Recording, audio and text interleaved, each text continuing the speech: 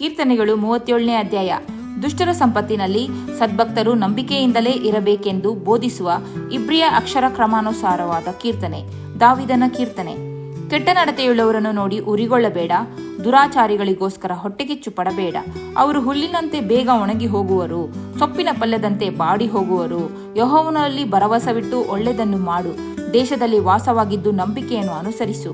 ಆಗ ಯೆಹೋವನಲ್ಲಿ ಸಂತೋಷಿಸುವಿ ಮತ್ತು ಆತನು ನಿನ್ನ ಇಷ್ಟಾರ್ಥಗಳನ್ನು ನೆರವೇರಿಸುವನು.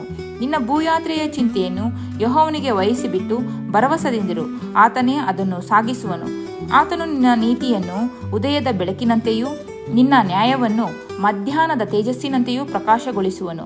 ಯೆಹೋವನ ಸನ್ನಿಧಿಯಲ್ಲಿ ಶಾಂತನಾಗಿ ಆತನಿಗೋಸ್ಕರ ಕಾದಿರು.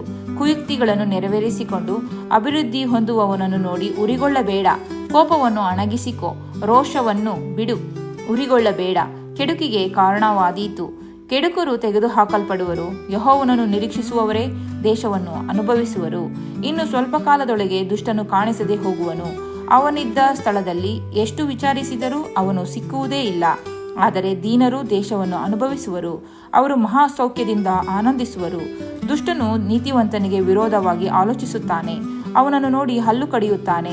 ಆದರೆ ಕರ್ತನು ಅವನಿಗೆ ಶಿಕ್ಷಾಕಾಲ ಬರುತ್ತದೆಂದು ನಗುತ್ತಾನೆ.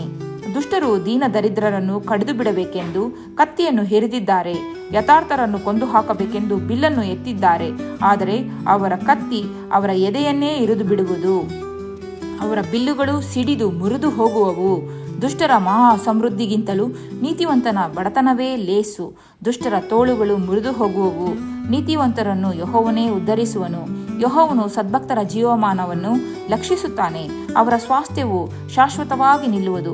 ಅವರಿಗೆ ವಿಪತ್ಕಾಲದಲ್ಲಿಯೂ ಆಶಾಭಂಗವಾಗುವುದಿಲ್ಲ, ಬರಗಾಲದಲ್ಲಿಯೂ ಅವರಿಗೆ ಕೊರತೆ ಇಲ್ಲ.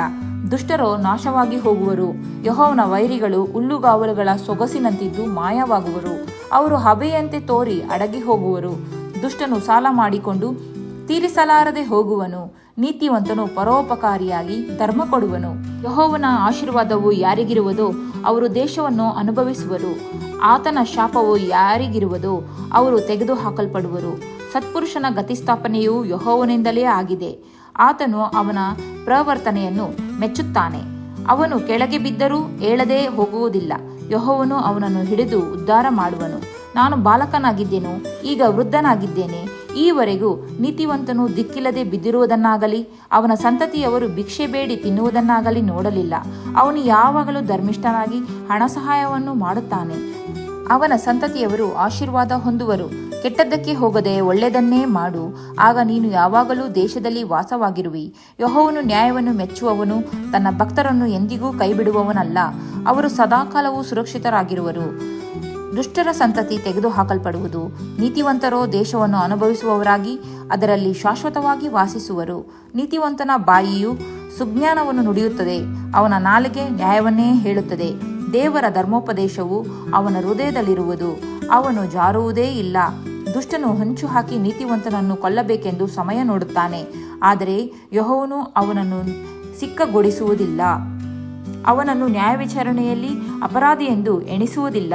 ಯೆಹೋವನನ್ನು ನಿರೀಕ್ಷಿಸುವವನಾಗಿ ಆತನ ಮಾರ್ಗವನ್ನೇ ಅನುಸರಿಸು, ಆಗ ಆತನು ನಿನ್ನನ್ನು ಮುಂದಕ್ಕೆ ತಂದು ದೇಶವನ್ನು ಅನುಭವಿಸುವಂತೆ ಮಾಡುವನು. ದುಷ್ಟರು ತೆಗೆದುಹಾಕಲ್ಪಡುವುದನ್ನು ನೀನು ನೋಡುವಿ. ದುಷ್ಟನು ಭೀಕರನಾಗಿ ಸ್ವಸ್ಥಳದಲ್ಲಿ ಹಸುರಾಗಿ ಬೆಳೆದ ಮರದಂತೆ ವಿಸ್ತರಿಸಿಕೊಂಡಿರುವುದನ್ನು ನೋಡಿದ್ದೆನು. ತರುವಾಯ ನಾನು ಆ ದಾರಿಯಲ್ಲಿ ಹೋಗಿ ನೋಡಲಾಗಿ ಅವನು ಇಲ್ಲದೆ ಹೋಗಿದ್ದನು. ಅವನನ್ನು ಹುಡುಕಿದರೂ ಸಿಕ್ಕಲೇ ಇಲ್ಲ. ಒಳ್ಳೆ ನಡತೆಯುಳ್ಳವನನ್ನು ನೋಡು, ಯಥಾರ್ಥನನ್ನು ಲಕ್ಷಿಸು. ಶಾಂತನಿಗೆ ಸಂತಾನ ವೃದ್ಧಿ ಆಗುವುದು, ದ್ರೋಹಿಗಳೆಲ್ಲರೂ ನಾಶವಾಗುವರು. ದುಷ್ಟರ ಸಂತಾನವು ತೆಗೆದುಹಾಕಲ್ಪಡುವುದು, ನೀತಿವಂತರ ರಕ್ಷಣೆ ಯೆಹೋವನಿಂದಲೇ. ಇಕ್ಕಟ್ಟಿನಲ್ಲಿ ಆತನೇ ಅವರಿಗೆ ದುರ್ಗಸ್ಥಾನ. ಯೆಹೋವನು ಸಹಾಯಕನಾಗಿ ಅವರನ್ನು ತಪ್ಪಿಸಿ ಬಿಡುವನು. ಅವರು ಆತನ ಆಶ್ರಿತರಾದ್ದರಿಂದ ದುಷ್ಟರ ಕೈಯಿಂದ ತಪ್ಪಿಸಿ ರಕ್ಷಿಸುವನು.